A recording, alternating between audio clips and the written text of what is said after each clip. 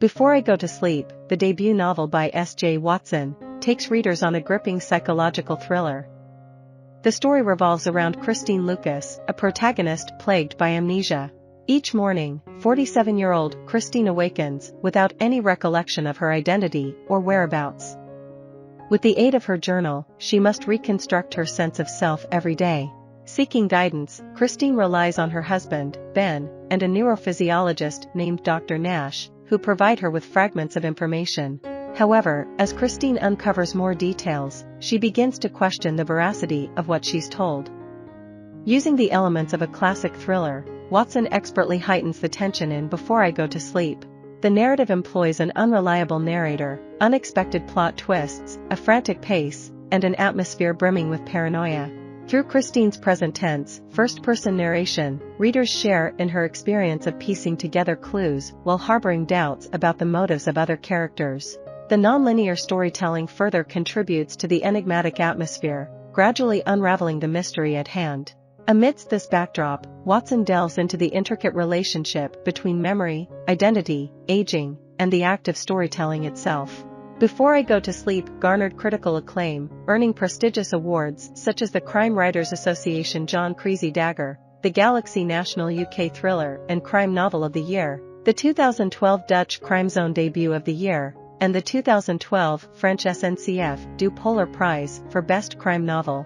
In 2014, the novel was adapted into a film directed by Rowan Joff, featuring Nicole Kidman and Colin Firth in leading roles. For page references, this guide refers to the 2014 Harper Perennial paperback edition. The story begins as Christine wakes up in an unfamiliar bedroom, accompanied by a man she fails to recognize. Despite believing she is only 29 years old, her reflection in the bathroom mirror reveals a middle-aged woman. Curiously, photographs of her and the man in the bedroom are taped around the mirror. When Christine confronts the stranger, he claims to be her husband, Ben, asserting that they have been married for years. In the novel, Christine's husband, Ben, reveals to her that she suffered an accident in her late 20s, resulting in persistent amnesia. Every morning, she wakes up devoid of memories, while Ben departs for work. Soon after, Christine receives a call from Dr. Nash, a neuropsychologist who claims to be assisting her with her memory. Unbeknownst to Ben, Christine has been seeing Dr. Nash for appointments.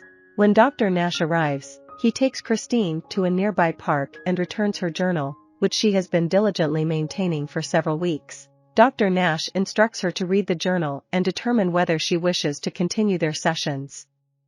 Back at home, Christine immerses herself in the journal, starting with a striking warning: "Don't trust Ben." The entries validate Christine's collaboration with Dr. Nash, documenting her progress in accessing childhood memories but never recalling Ben. The journal also unveils the information Ben has shared with her, claiming they had no children and that her amnesia resulted from a hit-and-run incident. Despite Christine's childhood aspirations of becoming a writer, Ben insists she worked merely as a secretary. As Christine continues to read, she discovers the therapeutic power of documenting events, helping her piece together fragments of her past. Dr. Nash aids her in triggering new memories by revisiting significant places, including her previous residence and the medical facilities where she stayed before reuniting with Ben. During the visit to her former home, a vivid memory surfaces: her husband, naked in the kitchen, as they were about to make love. However, Christine soon uncovers Ben's deceit regarding pivotal moments in her life. She learns that she was an accomplished author prior to her memory loss, and she had a son named Adam. Furthermore, she discovers that an assault in a hotel room was the cause of her amnesia and that Ben divorced her several years ago. Confronting Ben about his lies, he justifies his actions, explaining that he concealed these truths to spare her unnecessary pain. According to Ben, their son tragically lost his life while serving in Afghanistan. As Christine delves deeper into her memories, fragments of her attack begin to resurface. Although she cannot recall her assailant's face, she suspects that she was engaged in an affair with him. Dr. Nash informs Christine that her old friend, Claire, has been attempting to reach out to her. When Claire and Christine meet, Claire presents her with a letter from Ben, penned years ago. The letter reveals the reasons behind Ben's decision to divorce Christine and expresses his unwavering love. In her final journal entry, Christine decides to disclose her journal and appointments with Dr. Nash to Ben. Together, they embark on a weekend getaway to the coast.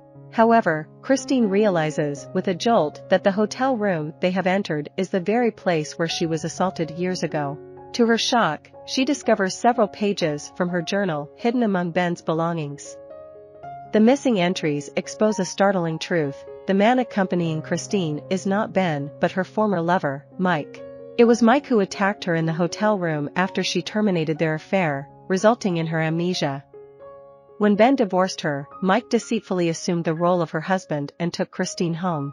Within the confines of the hotel room, Christine confronts Mike, and a violent altercation ensues.